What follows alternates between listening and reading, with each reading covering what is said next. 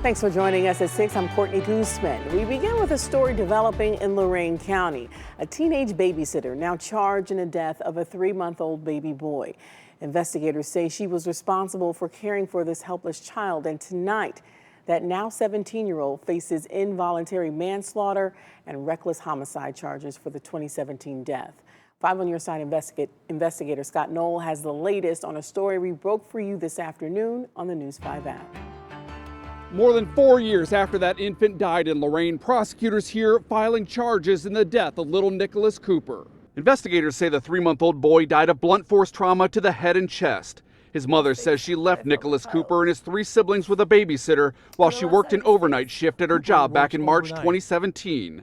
At the time, Jovan Cooper said she returned home and found her son with blood on his nose, not breathing. I held my son's corpse in my arm.